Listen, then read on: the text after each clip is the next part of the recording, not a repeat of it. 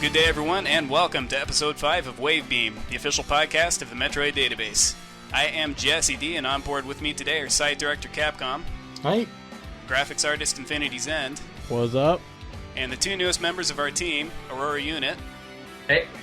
And Rondus 18. What's up? Aurora Unit is our newest member of the editing staff and is a contributing editor for the site and has been tremendously helpful in introducing a lot of new content to the site. And Rondus has come aboard as a web designer and has been very helpful not only in kind of updating the look of the site a bit, but also was tremendously helpful in our recent Bestiary project. So for today's episode, we will be talking about Metroid Prime, its history, and its significance. But before we get started, we'd like to discuss some of the latest happenings around our site. The first big thing is that we have an ongoing Design a Samus contest, and the basic gist of the contest is we would like to see artists kind of design a reimagined design for Samus based on her basic personality traits. So, Ryan, if I could pass that over to you. Sure. Thanks, Jesse. I'm very excited to see what everyone is going to enter this year. The last two contests have been extremely successful, and I think this year we have a lot of great prizes for everybody. It's completely free to enter, and all you have to do is think of a new way, a new creative look for Samus, and the sky's the limit. There are a few certain catches, I guess, and that's all covered on the official rules page. We don't want anything that's completely different or something that would an onlooker would have trouble believing that it was Samus. Basically, we want you to stay in the realm of it still being Samus, but designing it differently. And you can take the extremity of that to however you choose. We also don't want any crossovers, like having a Fantasy Knight Samus or like a Mario Samus or other genres and ideas that are already existing. We want it to be as creative as possible and original, and that's what we're looking for. By the time you hear this podcast, I think all the contest winners will be announced, so that'll be pretty cool. We have, I think, a little over 10 right now, but usually, as it's gone in the past, everyone likes to wait until the last minute to submit their entries. Hopefully, we'll get some really good competition this year, and really look forward to it. Oh, I'm tremendously excited. Every year it's just a very exciting thing to see all this fantastic artwork come in and be able to judge it and be able to discuss it and reward the best ones. And no Master Chief crossovers. So the next big thing that we've been doing around the site is the Metroid database Bestiary. And this has been a tremendously ambitious project, and we've involved the largest team of people to date for a Metroid database project. And we've recruited just an extremely talented team of designers, writers, and artists who have helped us create just a very unique contribution to Metroid fandom. So once again, we'll pass the microphone over to Ryan, who conceived of the Bestiary. All right, the Bestiary is basically my pride and joy. I've been wanting to create it for about 2 years now, and I'm so happy that I was able to collaborate with so many talented artists and that they were able to give me their time and have put forth so much incredible effort on their art. And a lot of that stuff just leaves me speechless, the amount of talent some of that artwork is showing. And I really can't thank you guys enough. It's been such a pleasure working with everybody, and I'm really proud of the work that everyone's done on it. To talk about the BCR itself, it's basically a compendium. You could even call it an encyclopedia of every single enemy in the Metroid franchise. Well, I wouldn't say enemy, but interactive organism in the Metroid franchise. And right now we are focusing on the classic series, so that's the first Metroid, Metroid Zero Mission, Metroid 2, Super Metroid, and Metroid Fusion. And after those are done, we will be moving on to the Prime series. We are actually getting very close to finishing, I think. We probably have over 75% of all the enemies right now. I might be overestimating, but as of this podcast, we have 146 entries right now, and we plan on adding many more. New ones are added every single day, so look forward to that. It's going to be an ongoing project on our website, and it's probably one of the best things we offer on the MDB. It's an ever-growing and an ever-evolving thing, as well as our artists. Also wish to thank all of our writers, and especially Rondus when he came aboard to kind of help us with the layout. It was a huge help for all of us, and I think it turned out visually far more spectacular than I could have ever made it just by myself. And lastly, I just want to thank everyone for their patience with me. So very exciting. For information about the contest and about the bestiary, just visit our website, metroid-database.com, and you'll find everything right off the main page. So one more thing before we get started with the main content of this podcast is I thought it'd be fun to just kind of discuss what we've been playing lately, what we've been up to. You know, we're gamers and we cannot live on Metroid alone, so we'll pass it off to someone a little more silent here. So, Aurora Yuna, how about you start us off here? What have you been playing lately? Well, probably Mario Kart 3DS is the one I've been playing the most this past week. Went and passed Skyward Sword pretty quickly right when it came out, so that only lasted, kind of unfortunately, one weekend, Thanksgiving weekend. Nice. So, right now I'm kind of moving on to Mario Kart, see how that goes. Pretty fun. Not quite enjoying the lack of the snaking. I was a big fan of, competing with some of my friends when we'd have local LAN competitions with each other, trying to push our machines or our thumbs before they wore out to see who could get to the finish line first, but it's a pretty fun game. Right on. How do you think it compares to Mario Kart DS overall? It's pretty close. The graphics, I'd say, are definitely the best that I've seen in a Mario Kart game so far. The new Rainbow Road is by far, I think, the coolest that they've ever made it. For those of you guys who haven't checked it out, probably go and check out on YouTube or something. It's one of the slickest new Rainbow Road tracks ever. It's a really long track, only one lap, but there's a ton of variety in this Rainbow Road. Cool. Well, I'd be very excited to try it out. I still don't own a 3DS, so someday. Are the 3D effects very headache-inducing? No, they feel really, really smooth as far as like the frame rate and all. Not an issue at all. I mean, it looks really, really good. Good deal. Yeah.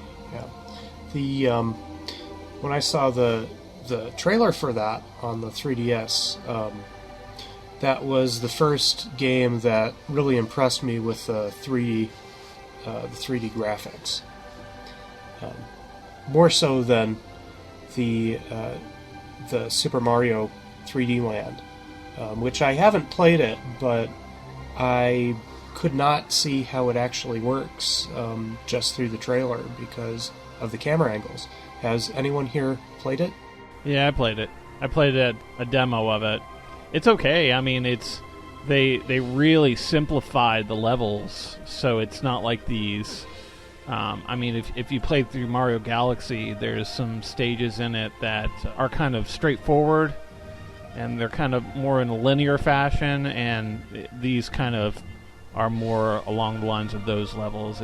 They're not like open type stages, but I guess the 3D effect itself is more like an enhancement because it helps you judge depth perception better, so it's not like a necessity per se. Okay. So, Devin, how about you? What have you been playing lately? Well, honestly, not a whole lot. I do have the 3DS, and I'll carry that around once in a while and play through the Find Me on that, which actually isn't that good a game, I don't think. Beyond that, well, I did pick up the Humble Bundle, the number 4, which now has, I think, something like 12 games. And last time I checked, it was only like $5 or $6 for that bundle. But they've got all kinds of good stuff, like Super Meat Boy V, they've got that. Cave Story Plus.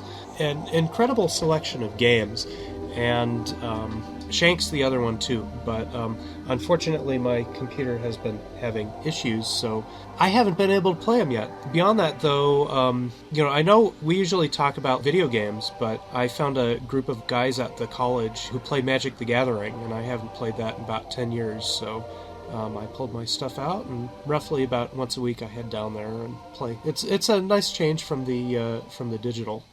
Yeah, certainly. So, Tim, how about you? What has been your game of choice lately? I got a Mac emulator set up so I could play Pathways into Darkness. Nice. The memories. Have you completed it yet? No, I have not. But I played through the beginning several times, but my farthest file, I think I got to that labyrinth floor, the one that keeps randomly generating a new labyrinth every time you go there, and every couple of seconds some gigantic floating balls will electrocute you. That's been a bit of a challenge to get through that. Yeah, I never got that far, but Pathways into Darkness is actually really cool because it's like a cross between, well, you level up your weapons the more that you use them, which is actually pretty cool. I was real impressed with it when I played it. That was back when I got my Mac, because that had OS 9 emulator on it. Yeah, man. I was playing it back in the OS 7 days on an actual Macintosh Performa. Thing was like 33 megahertz, had I think maybe 2 megabytes of RAM, and I was so blown away by the fact that I was playing like this 3D looking game that ran really well.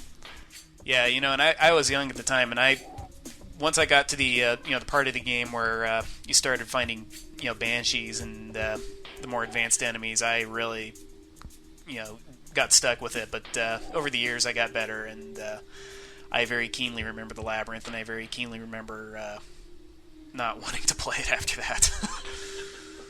But the copy of the game I found came with a save file editor, so when I'm tempted, I could increase my health to like 10,000 or something like that, push past parts like that. Okay.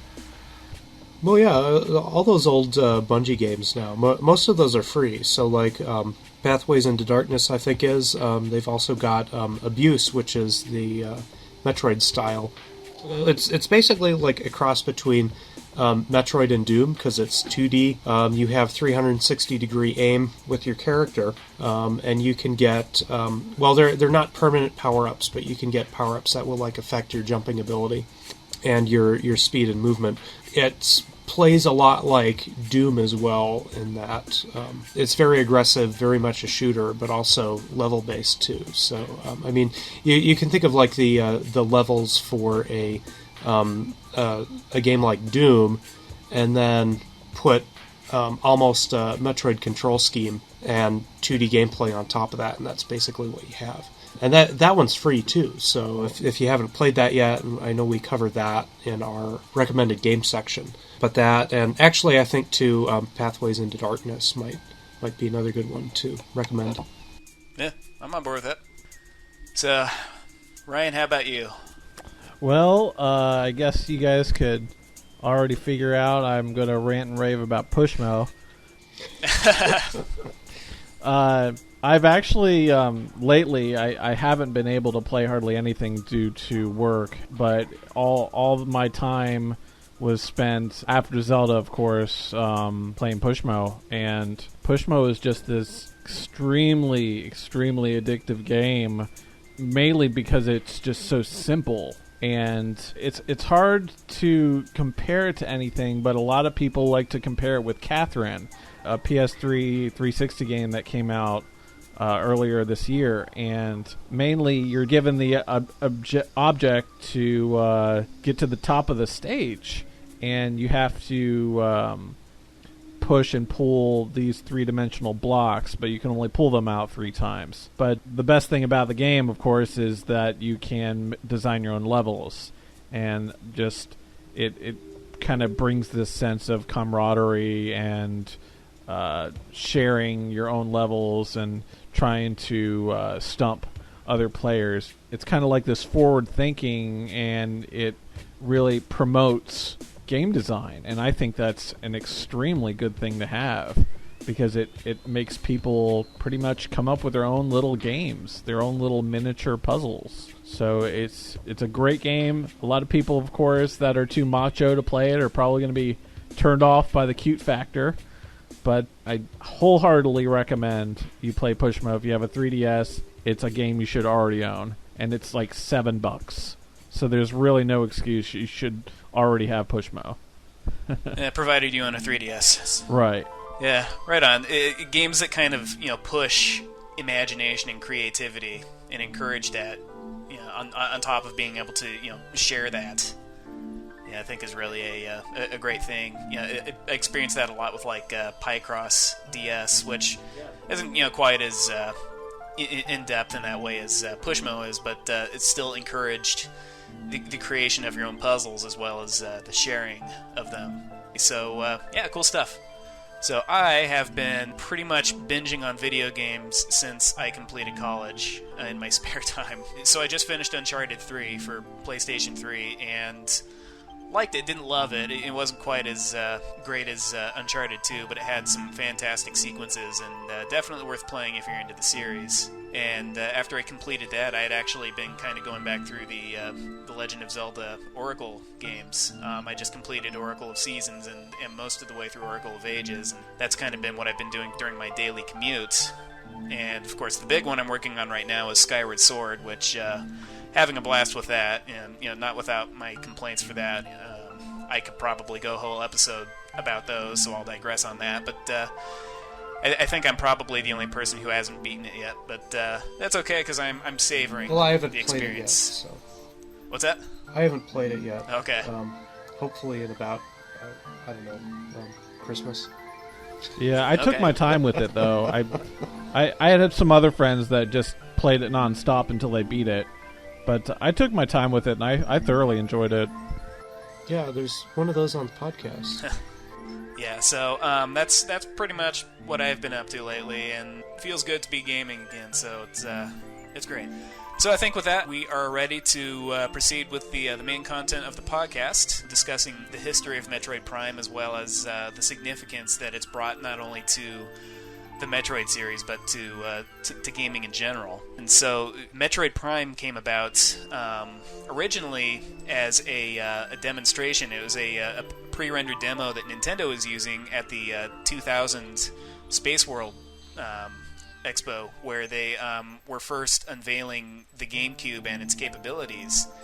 And in doing so, they had a series of pre-rendered sequences from a lot of their key franchises, including Mario and The Legend of Zelda. And the biggest surprise, of course, was Metroid.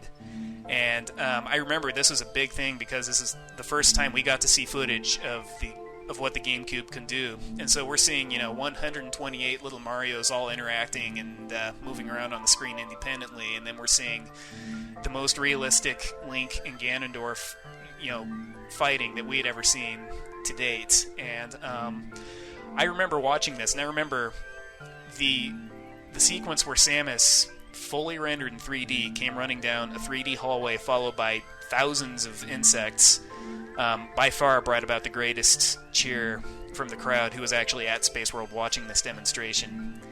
And I remember watching this and thinking that finally the dry spell after Super Metroid would be coming to an end, and we'd finally get to see something new, because there's a big, long period of time there where we had nothing.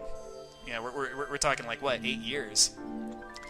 And so immediately after that came a lot of speculation and discussion about, if this is going to be a Metroid game, then that means it's going to be in 3D, and that was completely uncharted at the time as far as the Metroid series was concerned. So, of course, that brought about a lot of concern, how things like the Morph Ball would translate into 3D, as well as the screw attack, and whether or not it's going to be first person or third person, all sorts of things like that absolutely lit the online community ablaze. And certainly a lot of controversy came about once Nintendo announced that it would be actually outsourcing the development of Metroid Prime to a new American upstart in Texas called Retro Studios. And this caused a lot of controversy because of the fact that not only was what was once a primarily Japanese property now being brought to American shores for development, but concerns arose because of the fact that it would most undoubtedly become a first-person shooter, and people were likening the potential product to Quake. And Japanese gamers are not as keen to this style of gameplay, and it seemed like Nintendo, knowing that Metroid appealed more to Americans, was trying to turn it into a more American-appealing game by passing it off to an American group. Mm-hmm. So, needless to say, I mean, I was there, I watched this happen, and I can say from the very start, I was worried. I don't know what all of the rest of you guys thought about it once they announced that Retro would be developing a 3D Metroid. Well, I'm going to actually talk about some of the stuff that was going on in the background with the development. But yeah, I mean that's sort of like what we, the game-playing audience, the Metroid audience, saw happening. And so, that was also 10 years ago, so, we were all 10 years less mature, at least most of us were. But what was actually going on, the Space World, that was in 2000, that was like September of 2000. And the interesting thing is, Retro Studios had been working previously on another game that was an action-adventure game that was kind of like Danger Girl. It was like a third-person shooter. And they'd started working that sometime in mid-1999. And then about 10 months after that, so in April of 2000, Shigeru Miyamoto came and visited the headquarters. He basically said that most of the games that they were working on weren't any good, but he saw a lot of potential, particularly in that action-adventure game. So here you have this alpha build that's like 10 months old, and Miyamoto says, hey, this might be something that we could use for Metroid. So they didn't actually give them the license to do Metroid until a few weeks before Space World. So that video was put together rather quickly, and they recently contracted Tommy Tallarico to do the audio to that. I actually asked him about that. So he said that's where the audio came from, which is probably at least part of the reason why that video is so good, I think, is because the sound effects were pretty cool. But anyway, they get the license to do that. They completely throw out the 10 months of work for their action-adventure game, and then the next couple years they just spend working pretty much straight on Metroid. And the decision to make it as a first-person game, everybody thought it was going to be third-person shooter.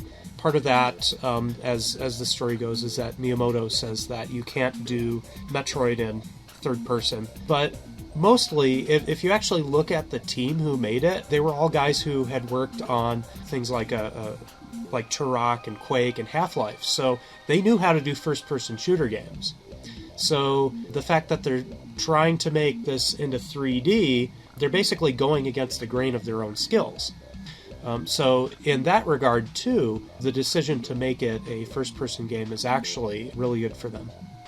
Yeah, I just wanted to mention the if I haven't already said this before in another podcast, the announcement that Metroid Prime was going first-person brought me to the Metroid database. And it is through that which I found I was livid. I was so fucking pissed. Pardon my French. I was so angry. I was angry that I had to vent somewhere to someone because I thought they were ruining it. I thought they were ruining my beloved Metroid, and I was totally convinced that it couldn't be done, and I couldn't believe it. It was just someone busted my kneecaps. It was just awful. And I had to go to the forums, and I found the Metroid database, and that's when I started talking to people. And I think I remember I was protesting it until I actually played it. I did not think it was going to be good until I played the game. And then after that, everything changed. And I was in the same boat too, because maybe it's our generation or our age that grew up with the first three games and then lived through that 8-year dry spell. That just that's a significant period of time in the world of electronics, and especially the world of video games. So many standards change in an 8-year period that, you can't expect a 2D Metroid. More on that in a minute. But I couldn't fathom, Quake-Troid, as people were calling it, and I believe a lot of it was the fact that I was letting myself get caught up in the community at the time. In fact, the forum on the Metroid database, and so many people were, opposed to the idea. I think even TJ was on board with this, because I know TJ was not a big fan of first-person shooters. Still not a fan. To this day. I believe he said he would eat crow if the game was actually good. Yeah. But, Did anybody ever send him a bottle of barbecue sauce? He was asking for one. No, but I think that'd be a good idea. Yeah, I think there was definitely a huge backlash against it. I think that's because, and this is actually, I was reading a bit on the development of the game too, and a lot of the team members were also not necessarily a little bit opposed to the change, but more they were, so both the gaming audience and for a bit of time, the developers were thinking in terms of classic first-person shooters. So that, these are, it's got to be like level-based, you got to have these weapon power-ups, your weapon has to look like this. These are the actions that you can perform. And so everybody was basically thinking that this is how a first-person game should be done, and that there is no other way to do it. I was, at the time, so I played Metroid a few years after you all had, so I wasn't waiting for that long, but I was pretty open about it from the beginning. I was like, well, let's just wait and see what they come up with, because, the Quake isn't all that you can do with first person, and unfortunately, we had to wait for Metroid Prime to really prove that you can do a lot more.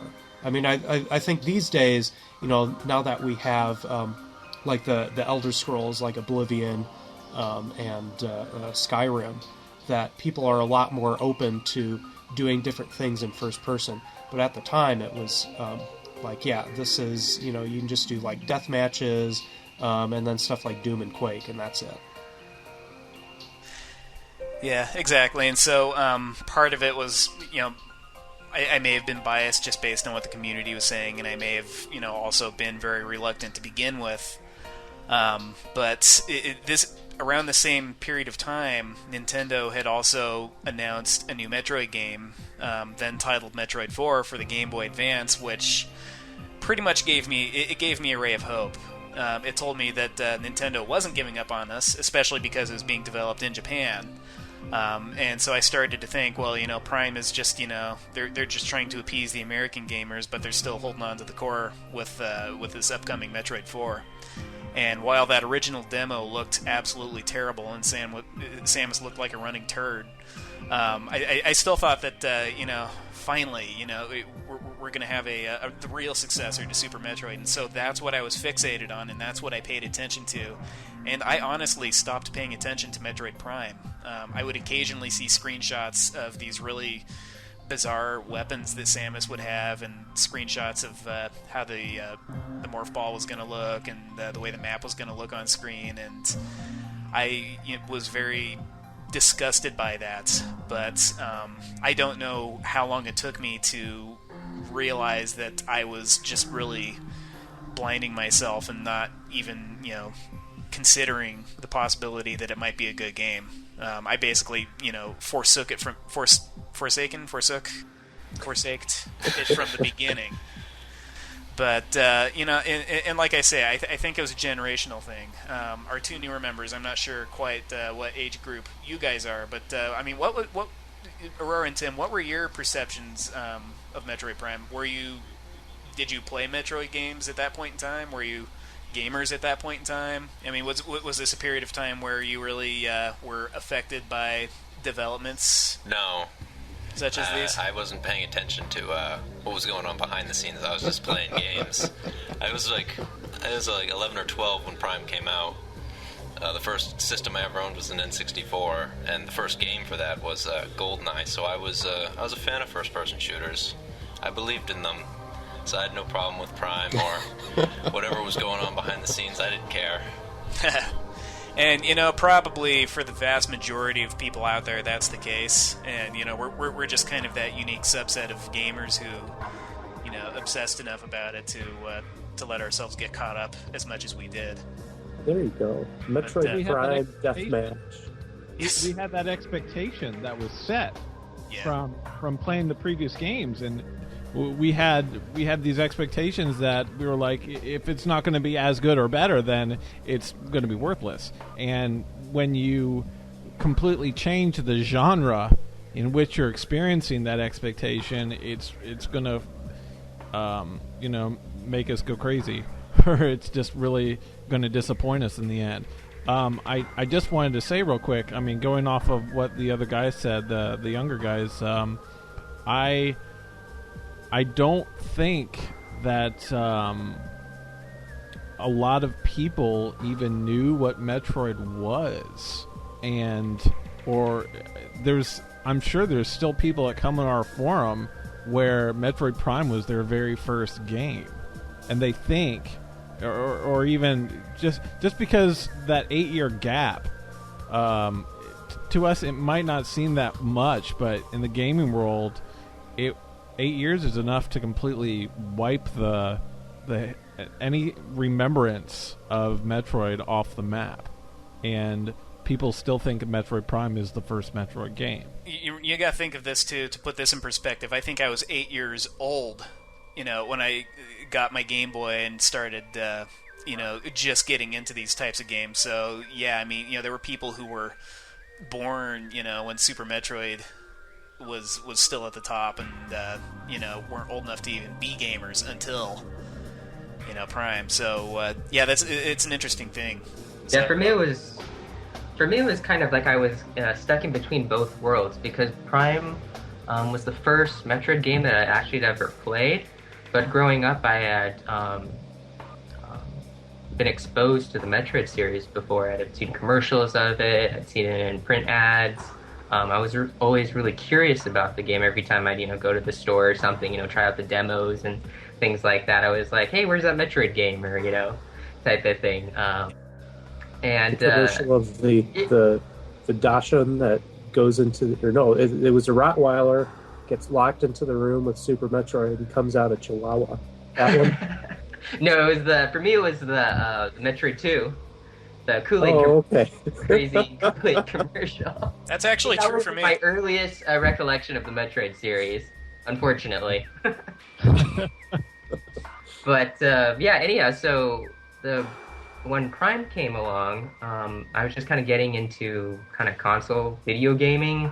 Wasn't really much of a video gamer throughout my younger years, but basically mid-teenage years, finally started getting back into the video games. And when I heard news about the Metroid Prime, I was really interested in it because of the Smash Brothers game. And I think the Smash Brothers for the N64 kind of brought back a little bit more of that interest in the Metroid series, because Samus was like my favorite character in that game. And so my cousins went and told me about the new announcement about the Metroid Prime game that was being going to be coming out. And I went and looked in that, tried the demo, and I was pretty much hooked after I played it there, and I haven't looked back ever since. So for me, I think going back to the whole discussion of kind of like the generational gap, for me it was kind of like rediscovering Metroid. So I didn't really have any particular expectations of it, other than that I was always really interested in it, and so I didn't have any of those kind of worries that I know a lot of the other fans did after playing Super Metroid and being like, okay, what's this new Western developed Metroid game that's coming out? So fortunately for me, I was able to kind of skip over that while still having a little bit of the old recollection of all of the old classic games. Yeah, certainly. And so, needless to say, the development of Metroid Prime has been really a bit of a rocky road. Devin can shine more light on this, but they went through several different builds, and end up having to scrap a lot of ideas, and it took a lot of involvement from some core developers and designers in Japan from Nintendo to kind of help keep this thing on track and make sure it was going to be up to the standard that Nintendo had set. On the gamer side, we saw the Space World demo, or the pre-rendered video, and then 10 months later at E3 2001, they show that first video with the mock-up of the heads-up display and the different enemies, the beetles, and Samus looks gorgeous in that still today. But that was an early model of Samus that they used until, like I said, again, something like 10 months to about a year before the game came out. They were using this model of Samus that has she's sort of shinier, but also has a lot of more grit and scratches on the suit. And then they changed it to give her the huge shoulder pads after that point. And they ended up going through something like 3 different iterations of the Samus suit. But they still didn't get it right. Well, okay. Yeah. They didn't.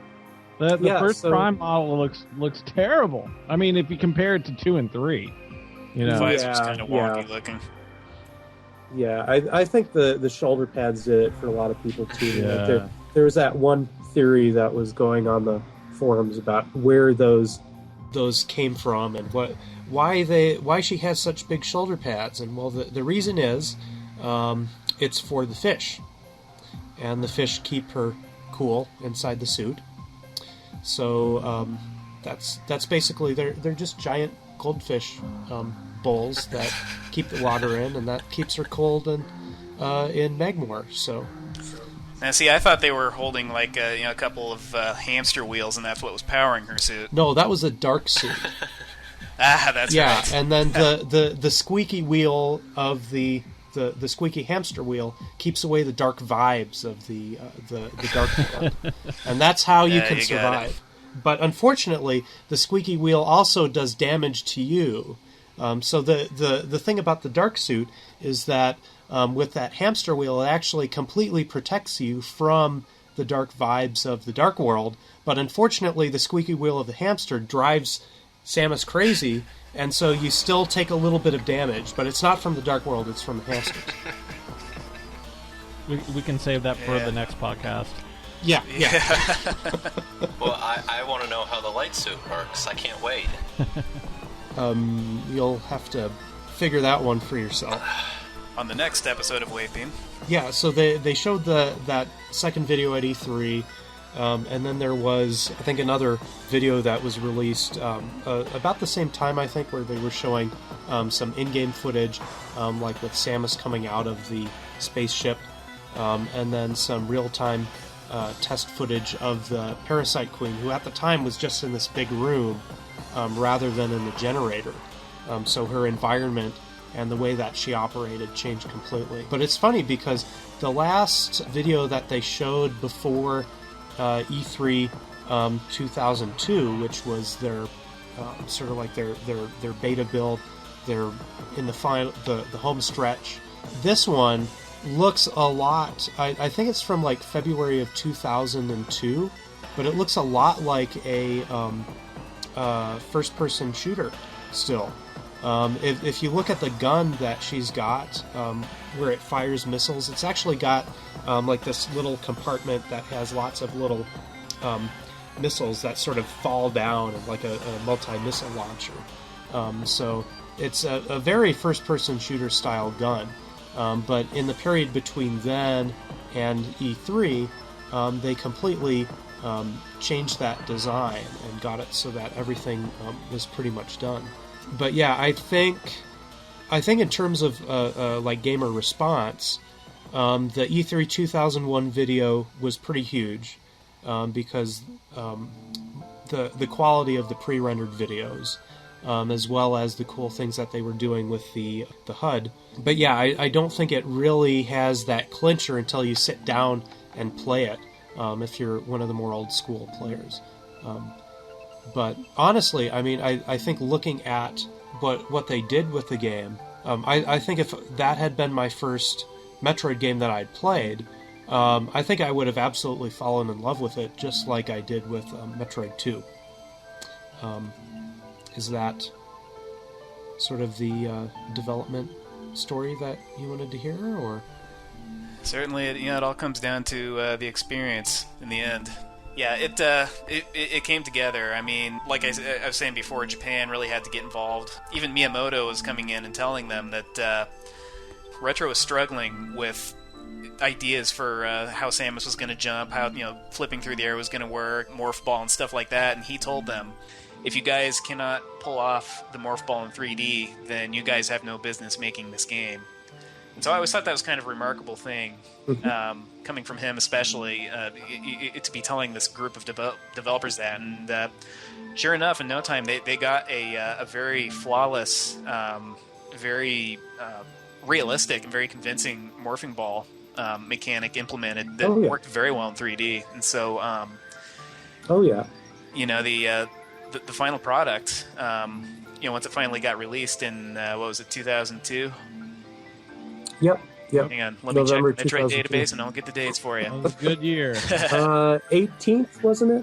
It was November 8th, 2002 for the United States, and then it was quarter 1 of 2003 for the rest of the world. But Metroid Prime was released on the exact same day as Metroid Fusion, and that was a big thing because after an 8-year drought, this was like the binge of a lifetime for any Metroid fan. Oh, yeah. And so I pre-ordered both games at the same time, and the reason I did that was because while I was supremely excited for Metroid 4, by that point, it was called Metroid Fusion, I had a friend who, was devoutly following Metroid Prime, and he was really, ramped up for it. I believe the word he used was primed. And he started showing me just a bunch of gameplay videos that I was scoffing at before and not paying attention to. And I watched, a demonstration of the just the first sequence going through the frigate, and I'm watching him thinking like, okay, this is pretty cool. And so, that frigate level is pretty cool. Exactly, and so I thought, okay, well, I'm going to pre-order this along with Fusion, and I don't remember whether there was any package deal with EB Games or not, but I bought them both, and they came actually a day early before release, which I appreciated. And oh wow, I was so excited, and I unwrapped them and played Fusion, and didn't even touch Prime until I beat Fusion, and so it only took me maybe 3 days to beat Fusion. So see, I got you beat there. So the local GameStop, I was good friends with the manager there, and they had the Game Boy Advance kiosk set up with the Metroid Fusion in that. And so what I did is for a couple days, I just went down there and played it. The day that I went down there, the time that they opened, they just released the new Grand Theft Auto. And I just basically stood there at the kiosk for about 8 hours and played through the entire game, standing up. And so that was pretty cool to play through that whole thing. So they had a save file in there that was absolutely completed. Certainly quite an experience. And once I finally got around to Metroid Prime, which would have been like 3 days later after I beat Fusion, it was such an amazing experience. Every doubt I had, every bit of every concern I had was just completely washed away before I even got through the title screen. And the polish and the presentation of the final product of Metroid Prime was just so highly detailed and just so stylized that I just completely forgot for a while that I was playing a game that had such a turbulent past and such a rough development. And the first time I saw Samus flip out of the ship and was running into the frigate, the sound of her footsteps running was, very immersive, as odd as that might sound. And that's and the how fact, it was in the original too. and the You know that.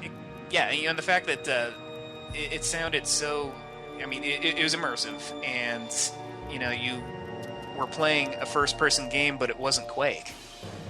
That concern just flew right out the window upon that moment. And, the jumping felt natural. Aiming took a little bit of getting used to, but the lock-on completely made up for any concerns for, dual analog aiming or anything along those lines. And yeah, what resulted was, possibly one of the greatest games I've ever played. And I'm sure that's probably in some way or another true for all the rest of you as well. I'm sure it was, a very immersive experience for all of you, and sublime and just extremely memorable. So, if anyone else has anything to say about their initial experience with Metroid Prime. I'm sure I could come up with something. Let's see. No. No? Nope. Well, I gave mine for Fusion, but I'll do one for Prime as well. So, so I also played the Prime demo inside the store, and played through that, I think, 2 or 3 times. And so by the time the game came out, I'd already played through it, and so I didn't have that opening. That opening sequence wasn't as immersive as it was maybe for you, Jesse. But the section that really got me was landing on Talon 4 and jumping out of the ship, and it's got the classic Brinstar theme playing in this gorgeous orchestral remix. And there's all sorts of visual effects going on. There's the rain, there's that dust coming out from that first cave you go in where the bugs jump out, and it's just that room, I think, is really where it got me with the immersion. Was that room with the bugs coming out, and everything in there was just perfectly timed. It's actually a fantastic room for design for that reason, because it's really just sort of introducing you not only to the visual effects that this game can produce, but also to your first couple of enemies on Talon 4 that you're going to be fighting.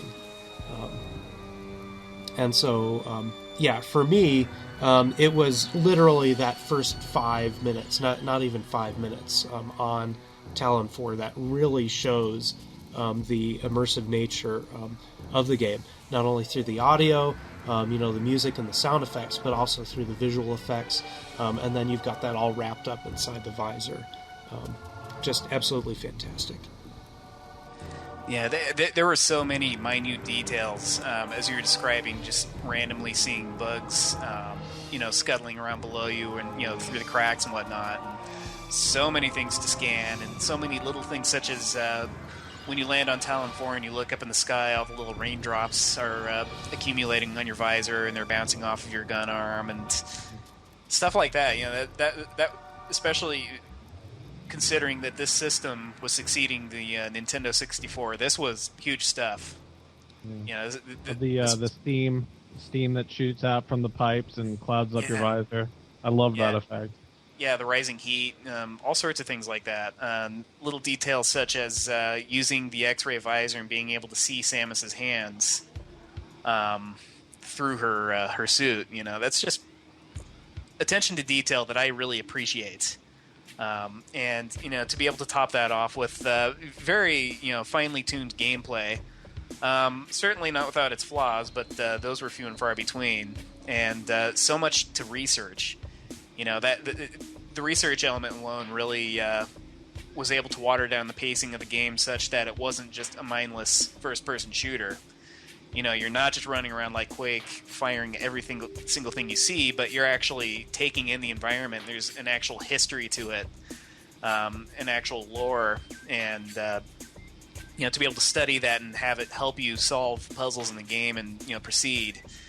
And really, there is a plot to it that progresses without a single word spoken. That's almost a lost art these days, I think, and being able to discover everything in the game for yourself without a whole lot holding your hand. I mean, it does have a hint system, but aside from that, it was just enough to prevent you from getting completely stumped. And that's a very significant thing, and I think that makes Metroid Prime very significant, not only to the series, but just to 3D gaming in general. It truly was an evolution, in my opinion. Revolution, more like a revolution. It's probably one of the most influential games of this era of every single generation that's come after it. I think it's so influential that you really, I mean, when I play these new games, these new first person adventures, I guess you can call them. All I can think is Prime. All I can think is Prime when I play them, and it's not just like, oh, because I love these games so much. I really feel these influences when I play the games, to the extent that it almost seems like plagiarism. Has anyone else played BioShock here? Oh yeah. Yeah? Well, did you get that feeling as well when you played BioShock at all?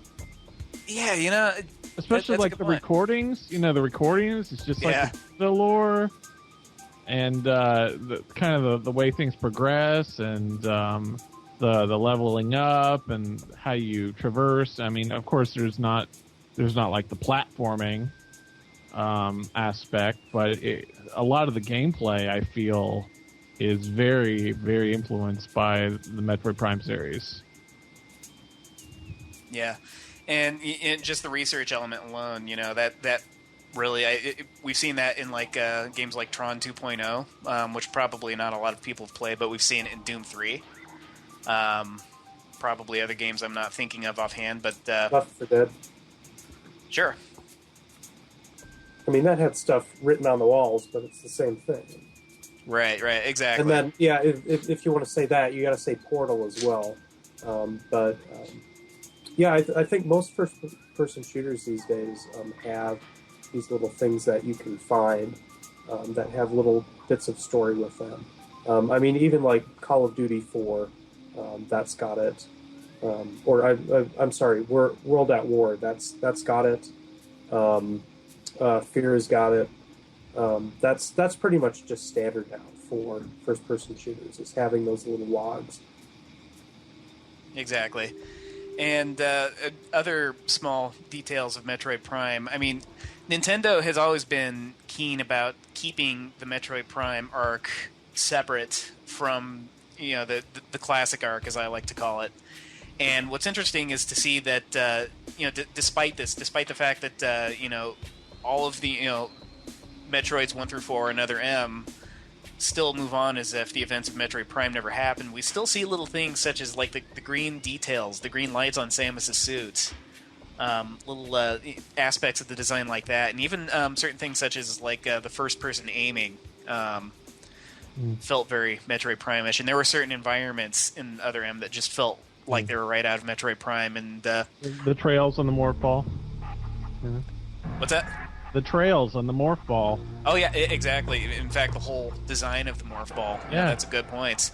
Stuff like that, and even though Metroid Prime still had a few kinks to work out in the design, Samus's visor arched upwards, which was very strange, and they really needed to suck some juice out of those gigantic shoulders. I think they did a really good job with the way her suit looked in the later Prime games, and they certainly, Retro became very adventurous and started to come up with a lot of radical redesigns of her suit to serve different functions, and I'm kind of coming into more material for another episode of this podcast, but the point is that everything starts somewhere, and Metroid Prime and its entire sub-series that spawned started here, and I think it was very, very strong beginning for the Metroid Prime series. No one knows. So, Rondus and Aurora, you two haven't talked too much, but this was like your first Metroid game, both of you, right? Yeah. Uh-huh. Okay, so So we should you know, probably say what was something that about like? that. Your first experience playing this game, and where did it really? Where was the point where you started playing this and were like, this is the game that is like my new favorite game. This is just the coolest game that I've played, in the past 6 months. I remember I didn't actually buy the game. I rented it because it was the only decent-looking thing at my local rental store. And I had to renew it about 4 times before I finally let it go. I had no idea about anything that's happened previously in Metroid games. All I knew was that there's some person named Samus and that she was a girl, and that was about it. And I start playing the game.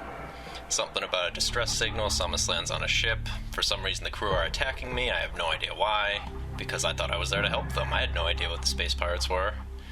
And I just loved trying to piece together as much as I could while knowing absolutely nothing about the whole Metroid series through the scan visor and what little information you get from the instruction booklet, which is no longer there anymore. Someone stole that when they rented it. But Oh. yeah. Bastards. But I've never really played a game where it didn't tell you anything and just kind of looked at you to figure it out. I really loved that. Yeah, so how about you, Aurora? For me, it was like I was hooked as soon as I started playing it. Right after that, the Frigate Orphean, that pretty much sealed it for me right there. I mean, I was so impressed just with like those first kind of 15, 10 minutes or so in the game. But I think it was more of just that feeling of exploration, which I hadn't really had a chance to encounter before in a lot of the previous games I've played. I used to play when I was younger, like the bunch of different first-person games.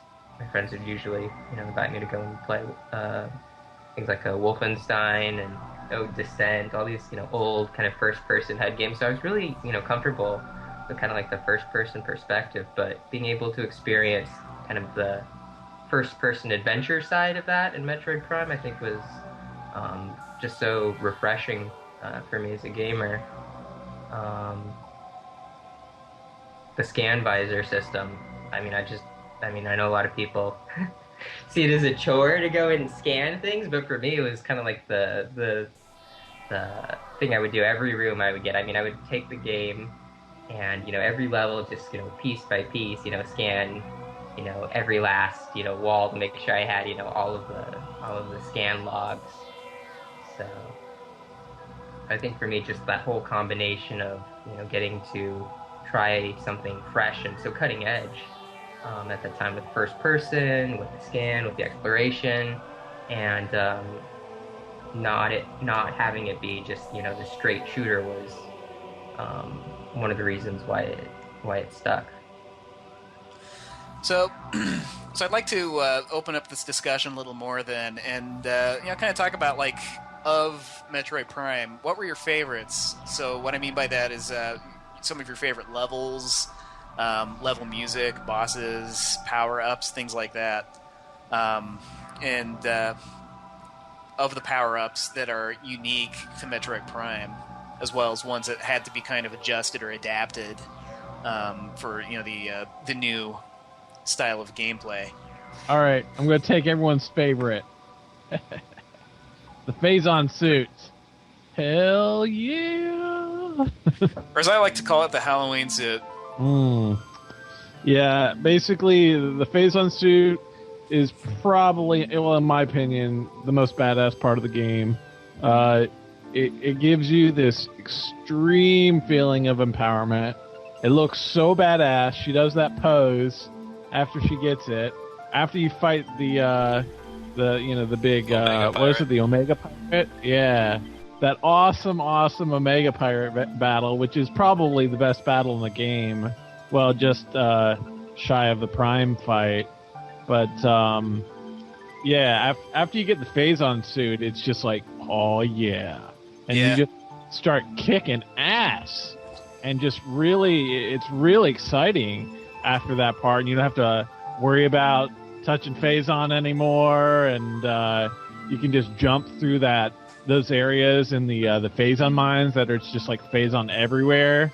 And it was really, really fun and exciting after getting to that point, because you build up this kind of fear for Phazon, you know, like, oh shit, I touched it. I gotta get out. I gotta find a platform. I'm gonna die, you know. And Phazon did it.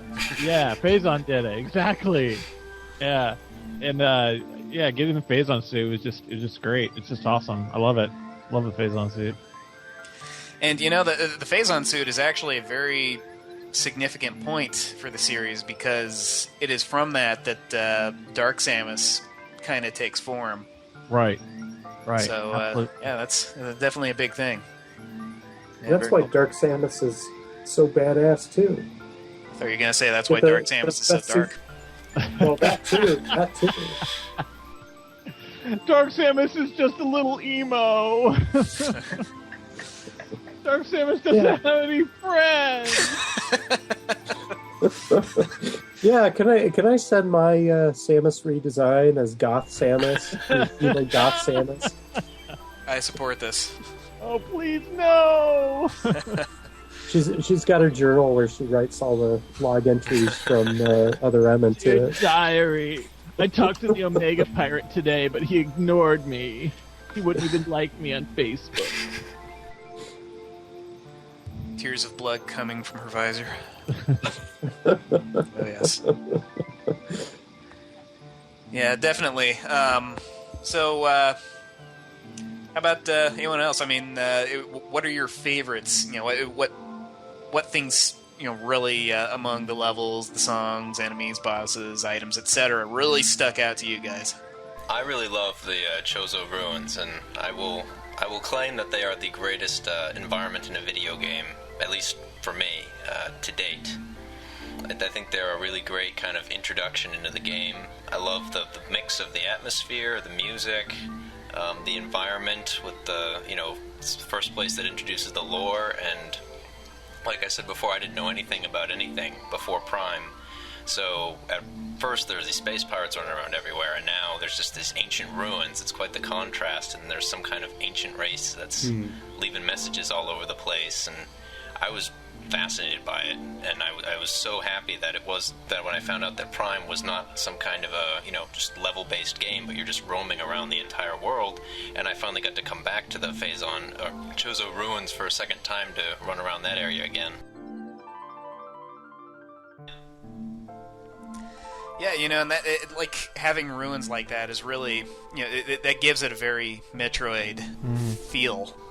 Metroid 2, I mean, was composed very much of ancient ruins, completely devoid of their prior civilization, and overrun by just the indigenous creatures, and partially collapsed and whatnot. So, but at the same time, it has that high technology too. Yeah, certainly, absolutely. So, I think that's great, and I think that's probably something that stuck out to me as well. So, for you, Aurora, what stuck out to you? What was your favorite? I think my favorite level or region was probably the Phendrana. Just kind of, going into that first opening sequence where it kind of shows the whole landscape there right as soon as you get out of Magmoor. I thought it was such a contrast to go from this lava world straight into this snowy wonderland or whatever, and then to have like the Chozo Temple there, and then I think my favorite, one of the most standout moments of the entire game for me was that research lab there, the Space Pirate Research Lab there in the middle of Phendrana. Just how scary that was going in there for the first time, and then lights go out when they shut off the lights. Yeah. Having that amount of variety in that region, I thought was just amazing. Yeah. I was sweating bullets at that part, especially because I still had the idea. I mean, Tim can probably say he actually had an advantage from not knowing any better, but when I got to that point, I was like, oh my god, this Metroid's, and I don't have my ice beam, I'm gonna die. And I was freaking out. I was freaking out because I thought it was gonna be so hard, or I just didn't have the chance to kill him, or I just had to avoid him somehow. But then, later I found out you didn't have to have your ice beam. But before that point, I had that expectation that I had to have my ice beam to kill Metroids. Did you guys have that? Yeah, I do remember that. One thing that did stick in my mind was the fact that I think power bombs could kill Metroids in Super Metroid. So I kind of held on to that hope, or I thought at the very least it was going to be one of those sequences, which a lot of video games will do now, where you're confronting something that you don't yet have the ability to fight, and so you basically have to flee. I mean, it's not very different from like an SAS sequence in Fusion, but it didn't end up being like that once I found I could still plaster them with weapons just the same. Yeah, first I was relieved, and then I thought, wait a second, but I digress on that. I have a bit of a story about my first encounter. I read the scan to figure out what that thing was, and I read something about how you drop a morph ball bomb to get it off you, and for some reason I got into my head that was the only way to kill them. So I just got in morph ball mode and let it bite me, and then bombed it, and kept repeating that for about 20 minutes until it finally died. And then later on, when the lights go off and you're stuck in that room and there are 3 Metroids running around, I spent like an hour in there. Fail. Yeah, that goes to show how much you like the game that you were patient enough to kill off a Metroid with bombs. Well, let's see. I'm not sure. I guess if I was to say I had a favorite area, it would probably be, like you said, Phendrana. Once you brought it in the lab, I was like, yeah, that's it. But I'd say probably my favorite room in the game, and this may also go along with my favorite item, is the room where you get the X-ray scope. The X-ray visor in this game.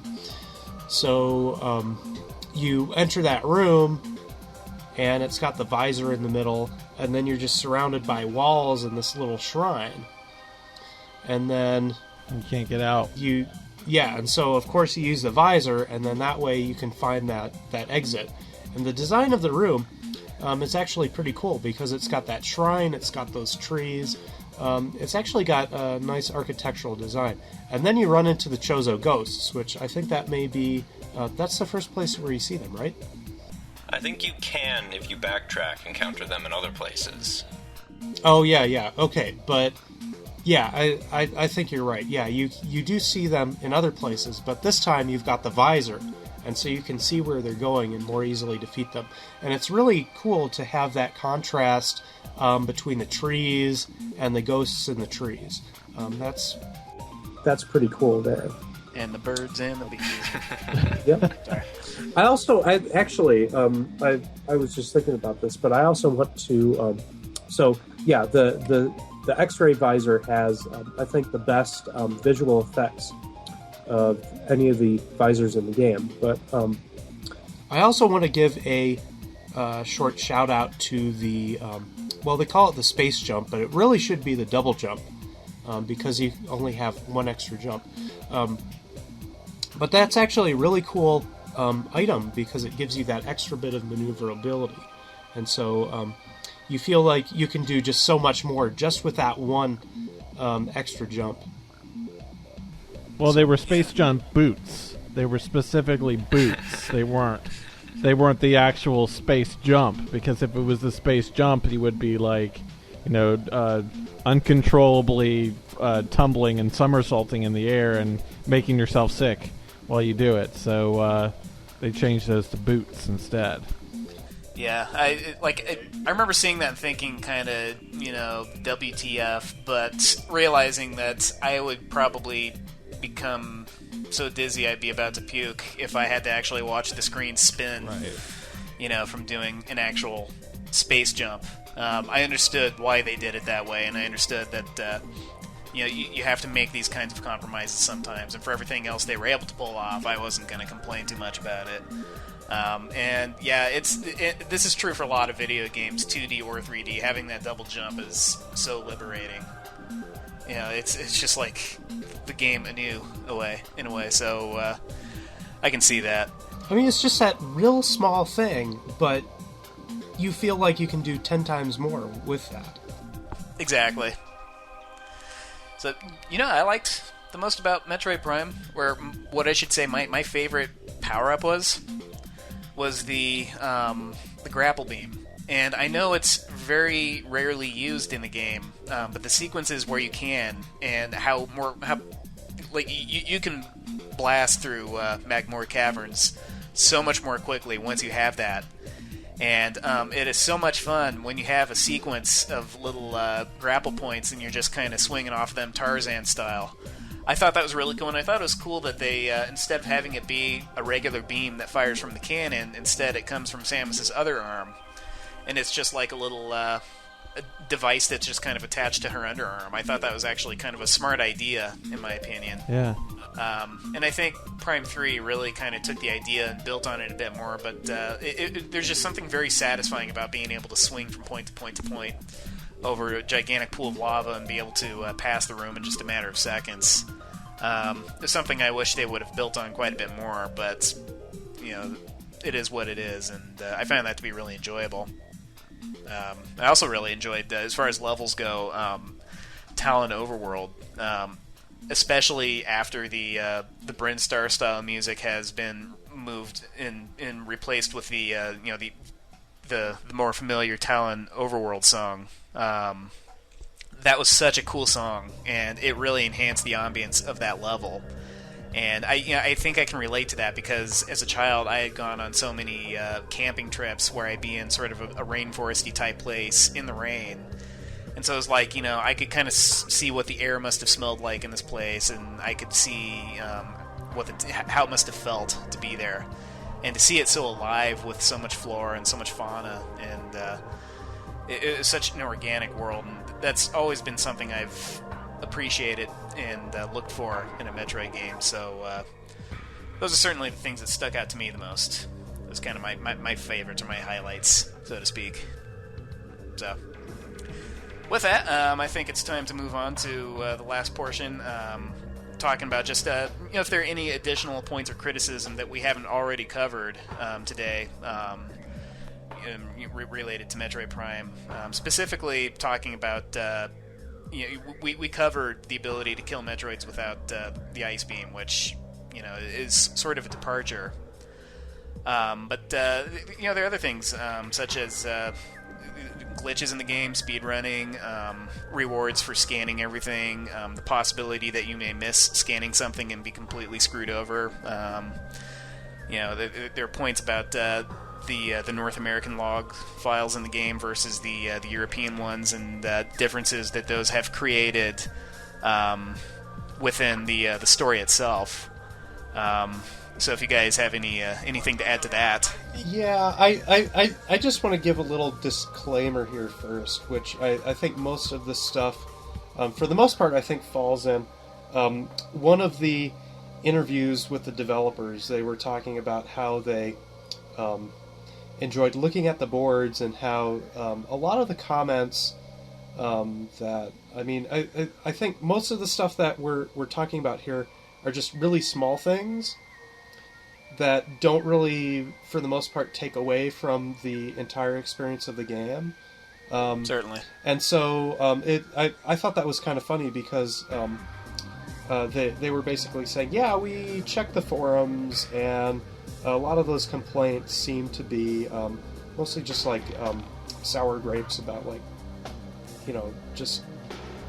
things that aren't really big and important, which I thought was kind of an interesting comment to sort of put these things into perspective, because these aren't game-killing problems. Game-killing problems are things like where you have some serious balance issues with like weapons, or the level design has some big problems. There's, as far as I'm concerned, there isn't any anything like that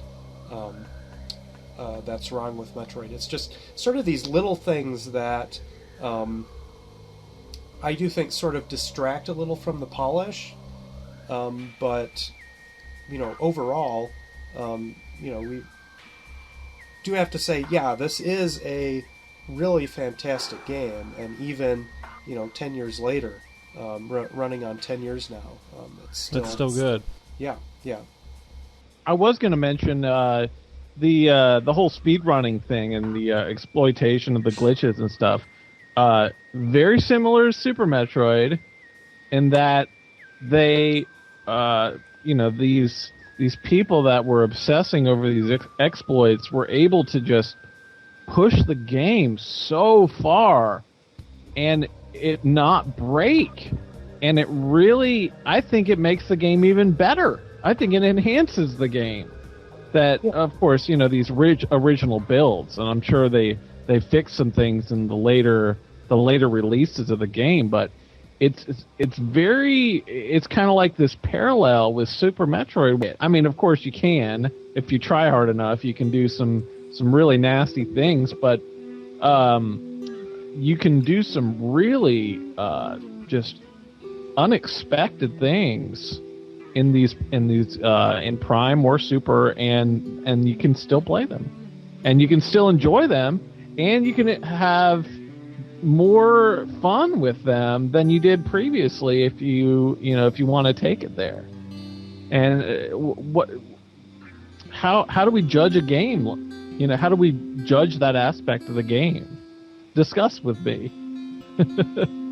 Is it a bug or is it a feature? Right. Is it a bug or is it a feature? That's a great question. I mean, yeah, it's funny, but these glitches are some of the things that you can do. Like, you can do I should probably go on Metroid2002.com, but can't you beat the game without getting the Variosuit or something like that? I have read that, and I want to say there's something like that on YouTube or one of those speedrunning websites, and it is insane. And I think, to pull it off, either you use an emulator or you are really freaking good at Super Metroid. Or the triple bomb jump, that was something. I actually did it myself. I was so interested. I was like, shit, you can triple bomb jump? Mind blown. So I did that, and it was cool. And you can get missiles before you can even have the ability to get them, and the speed take ball. A while. And it's great. It's great. I think it makes Metroid Prime an even better game. I really do. Yeah, and Metroid Prime has secret worlds. Certainly not of the same nature as Metroid 2, or Metroid 1 for that matter. But there were certain portions, or certain areas where you could break outside the boundaries of the game's world and put yourself into places that were like unfinished segments of levels. Thereby, in my personal definition, kind of fitting, the definition of a secret world. But it's not without its fair collection of those sorts of things that ultimately end up breaking the game. I mean, you have to reset it. But really, I don't think any game is truly impervious to those types of exploits. But they try their best. They sure do. I'm sure I'm sure Prime 2 doesn't have nearly as many things. Well, wait a minute. I take that back. I'm just kind of skimming through Metroid 2002 right now. But they probably tried their best to keep those exploits to a minimum, and especially, of course, with testing and all that. Sure. Where was I going with this? I was basically trying to compare these quote unquote problems, but is it lazy development? Is it lazy development, or is it just you can't stop players from finding these things out? What do you guys think? I think some of those things are kind of ridiculous. I mean, it obviously, I don't think it's a problem of laziness for most of these things. I think it's a matter of simply that the designers simply never thought that somebody would do this. I mean, if you look at the traditional sequence breaking from Super Metroid, where you wall jump up that shaft in Red Brinstar, and you shoot that block, and then you have to quickly wall jump back up, and then that's how you can get the power bombs before beating Kraid. I honestly don't think anybody thought that you could possibly do that. I agree with Maybe that. they did. Well, I would say not. I mean, in contrast, I think the Metroid 2, the Secret Worlds in that, I honestly think that's a little bit buggy right there. That's something that they could have polished out. But I will say, if you actually look at what you can do with the Secret Worlds in Metroid 2, I would say that it actually makes the game better to have that being able to explore outside of the map. I've probably played Metroid 2 as much just secret world hunting as I have just playing the game, if not more so. It was that much fun to do. So, yeah, I mean, I guess it ultimately depends on what you want to do as the designer. I mean, do you want to have an experience that's very scripted, or not scripted, but where you don't have those experiences to break out, or do you want to have that little play space that most players aren't going to be able to find, but you can still do interesting things like that? Well, think of it this way: why Metroid? Why are these people just so obsessed with finding every single possible thing? You don't hear this going on with another game. I don't know, like BioShock. Oh, Link's Awakening. I was gonna say that. Link's Awakening. Yeah, I've secret world hunted that game quite a bit. Done some pretty funky stuff with it. Well, I'm talking about more modern games. Okay. Like, so if we're relating to more modern games, you have these. There's tons of games that are kind of in this genre nowadays, but I don't feel that. I guess I haven't gone to as many fan sites of these games, but I don't feel like there are enough of this rabid fan base that people are going through every little meticulous invisible wall and trying to exploit these glitches and pushing these games to their very limit and trying to find out and doing things that the developers didn't intend. But Metroid, they do. In Metroid, that's what the game is about. It's about trying to blow open every single possible little nook and cranny you can find and try and exhaust your possibilities in the environment. And I think when you complete the game and learn about some sort of way to push the boundaries even further, that's a very enticing thing, because it's continuing to feed that wanderlust that would drive a person through a Metroid game to begin with. And it's like a game so centered around secrets, and you're telling me there are even more secrets? Hell yeah, because I'm with Devin on the Secret Worlds of Metroid 2. That breathed all new life in the game for me, and I know that's not by design, and I think that actually made it a little more exciting, because I was really truly exploring some uncharted place. It's like jumping on top of the ceiling in Super Mario Brothers. And you've gone outside the play space. Yeah, and so I had bombed every single block, every single little tile, probably in all of Metroid 2, and found every possible secret passage. And then when I, discover new ways to open secret passages, that was like a new high for me. Well, I mean, I think if you take a look at other games that do have this following, I think the best example is Shadow of the Colossus. If you actually look at some of the sites, they've got all kinds of crazy videos with guys who are doing stuff with like the parachute power-up and just exploring all kinds of spaces on the map.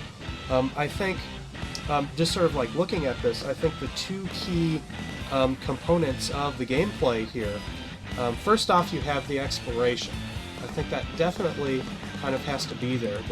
That exploration element has to be a very big part of the game's design. In addition, though, I think you have to have that environment that's worth exploring. And so, you look at Shadow of the Colossus, that game is pretty much 50% environment. There's no way to get around that. And Metroid's very much part of that as well. So I think if you're looking for reasons why there's such a rabid following for Metroid, it's because it has those two things. It has exploration, which is a major portion of the game, and it has the environment that's interesting to look at. Yeah. I got a question for you. What about the combat in Metroid Prime? One of the things that sort of got me with Metroid Prime, that there just seems something weird about it, is the combat with the boost jumping to dodge the pirates and just sort of like circling around your enemies and shooting them. There just seems to be something that's kind of a little odd about that just doesn't seem right. Is that just me, or? Yeah. Well, I think it has to do with the AI. Metroid Prime's AI, I think everyone can agree, is pretty basic. The AI for the enemies. Okay. And the way to go about killing things is pretty straightforward. You can dodge, and you just blast away. And they kind of limited how fast the super missile shot out, and just combat in general, I don't think was a big focus at all. So, things like forming strategies around these characters, whereas all you have to really do is switch to plasma beam and shoot, and they'll be dead in a few shots. It wasn't as refined. Oh, Yeah. okay. Yeah, That it really kind explains of it. became a game of locking on and circle strafing. Well, that might have been an inherent problem with, comparing a 2D game to a 3D game, unless Prime was actually flushed out to be an action-oriented game, and then it would have felt like a first-person shooter. Yeah, so I think given what they had, the old formula would not have worked, and the old formula being simply, point your gun and hope it hits your target. When you've got only 2 dimensions, that's not such a big deal, but once you throw in that 3rd dimension, that's easier said than done. But also, don't forget, they had to play with their strengths, and think about the limitation of playing with the GameCube controller. You have that. It wasn't even dual analog. I remember a whole bunch of people bitching about that. People still bitch that it's not dual analog. I prefer that. Well, nothing was dual analog until Halo. Right, but In when terms did of Halo first come out? person- A year before Metroid. Well, alright then. So yeah, the whole lock-on system really diminishes any type of forming strategies, I think, when you're attacking these enemies. Except bosses, really. I mean, and even then, the bosses, like the what are those damn things called? Metroids? What's it look like? What's it do? The two-legged creatures that they're in Fendrana and She-Goths? Yeah. She-Goths. Right. Yeah, the She-Goths are they just run at you and you gotta jump around them and shoot their asses and shoot them up the ass. And that's about it. but with the boss, you kind of just have to dodge his breath. And again, I think it was more like an arcadey thing. I've actually kind of digressing a bit. I've kind of realized what my own preferences are over these years, and I feel like I thoroughly enjoy games that have a more arcade element to them. And I feel like Nintendo really strives, Nintendo specifically, really strives to keep that arcade element alive. Do you guys feel that way at all? Like certainly. Just that real black and white what fun is. That black and white feeling of fun. And they really try to communicate that in their gameplay. Whereas all these other game companies, they try to, I don't know, make it into something else. Whereas Nintendo, they're always focused on this arcade type experience when you play games. I call it arcade because when I say arcade, I'm meaning like, you know, just kind of a back to basics type of feel, you know? Yeah, you know, like playing through Mario Galaxy 2 just recently, I really caught that feel as well, where it wasn't trying to be, you know, any more complicated than Mario Galaxy could already be, and it was just really a bunch of just, you know, levels and sequence, and it was fun. Yeah. It was just basically fun. You know, not too much more to it than that, just fun. So, Right. I know what you mean. Yeah. And I think Metroid Prime is a great example of that. Certainly. Well, I have a question about Metroid Prime. Okay. Is it a boy or a girl? They're genderless. It's an it. Genderless. Well, then it sucks up Samus's suit, and it's Dark Samus. Yes. Everybody refers to it as a she at that point. Yes. That's because it's got Samus's DNA. Exactly. So it didn't What have like a get- gender crisis or anything like that. Nope. It has Samus's DNA, so you can call it a she.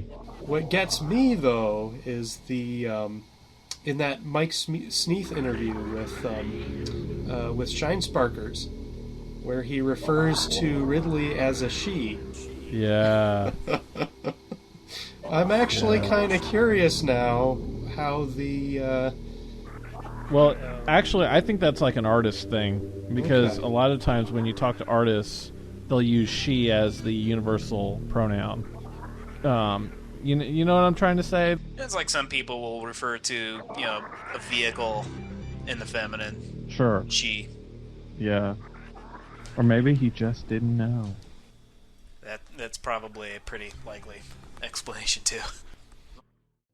You know, what was also really cool about it was that it had interconnectivity with Metroid Fusion. So by connecting the two games together using the very, very, very rarely used peripheral for connecting the two devices, you could have the original Metroid unlocked and playable on your GameCube. And I think that also had the ability to save the password for you, which was nice.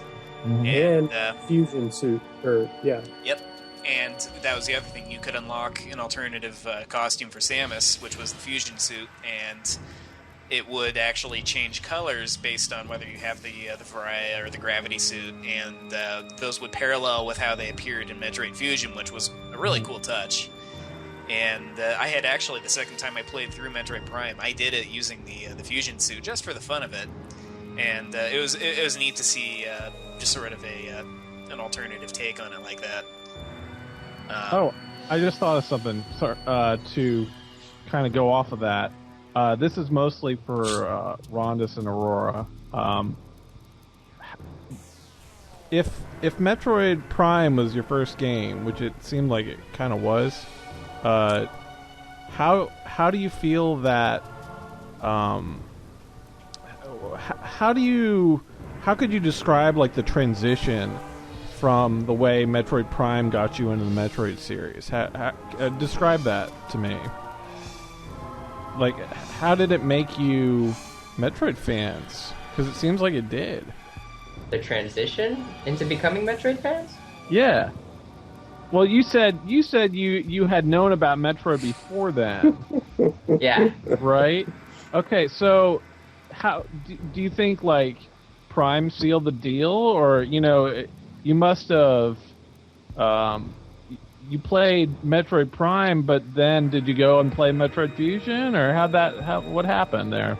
Yeah, so I mean, the Metroid Prime is basically just kind of like the entry point, basically, into the series for me. So it was an awesome game, and so it got me interested in going back to, take a look at all of the rest of the games. So I went and slowly started going back and, playing Super Metroid, trying out Fusion. And, as I just kept digging more and more, I wanted to know more and more about the backstory of Samus. And, so I was looking around on internet sites, trying to see if I could, find any more details.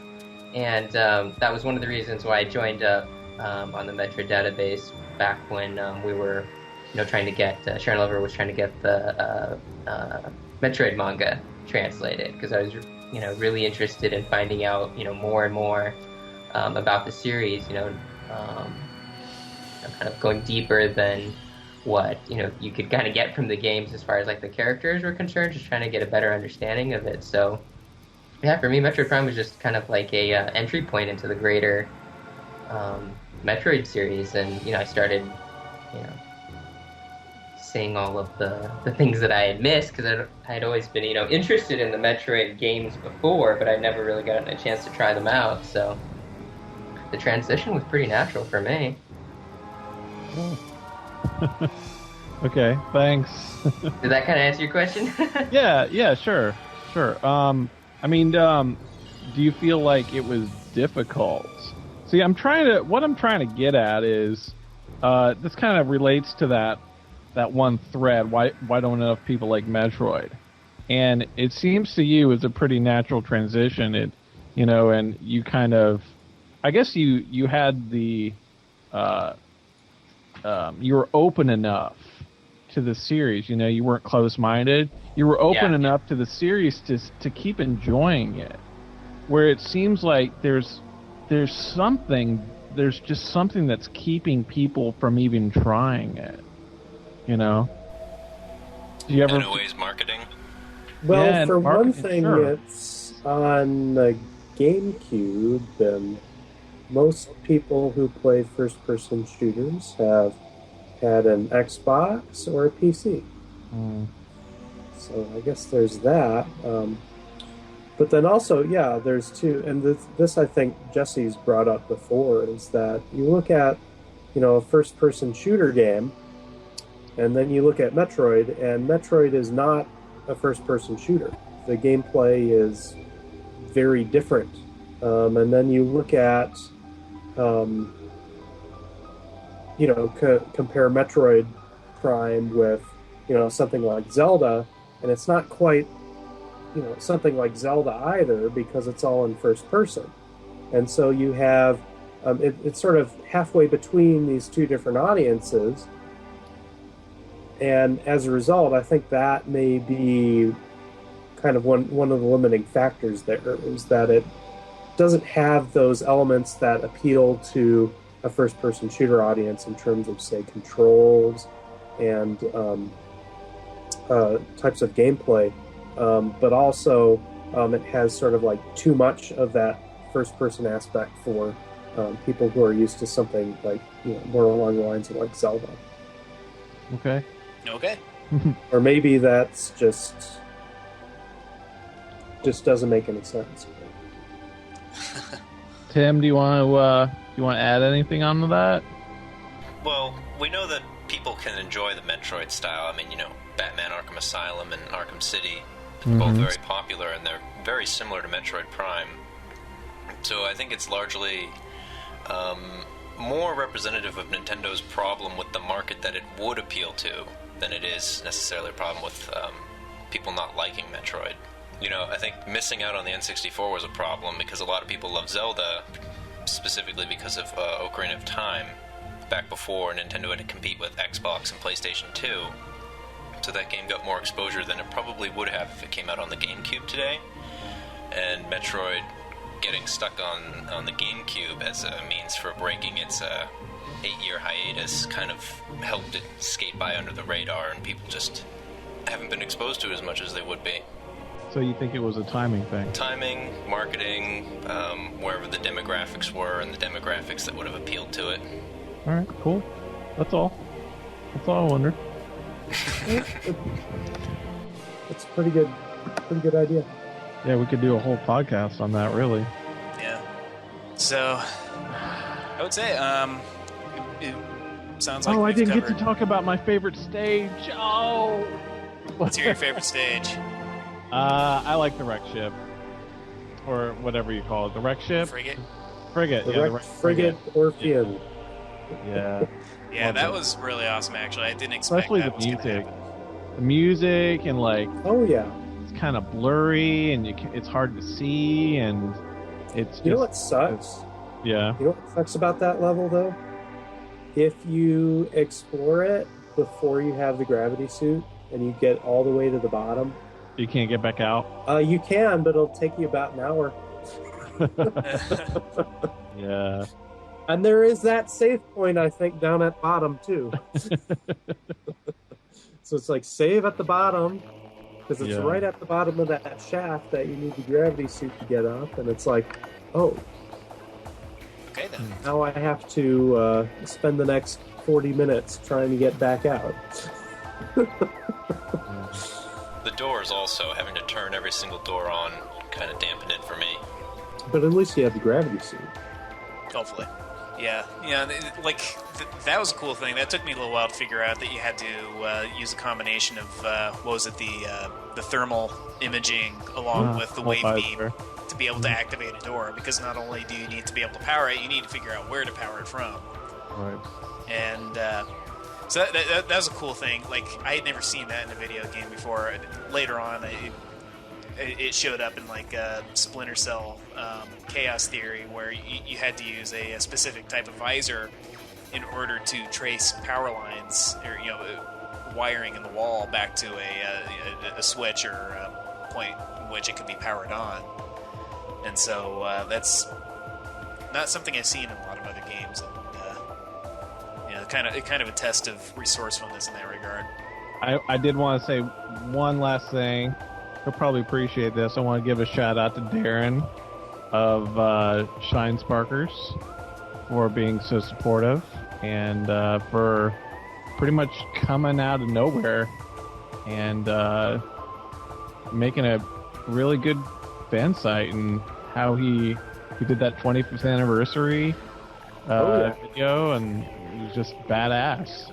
And I really tip my hat to him. Yeah, not just the video, but he did the CDs. Yeah, and the Hunter, and and like a dozen interviews too in the past year and a half. Yeah. So good job, Darren. We are certainly appreciative of all the contributions that Darren has made, not only to our site but just to Metroid fandom in general.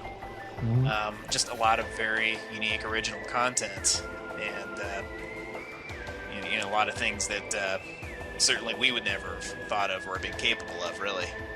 So that about brings this special holiday episode of Wavebeam to a close.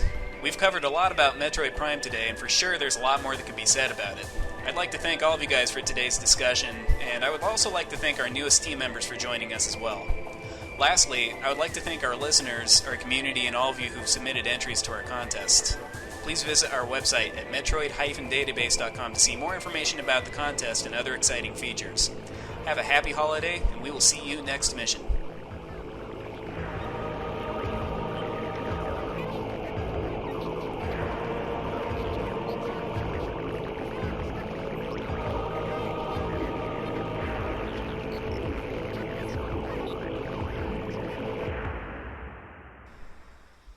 Ba-da-da, da-da-da-da-da-da.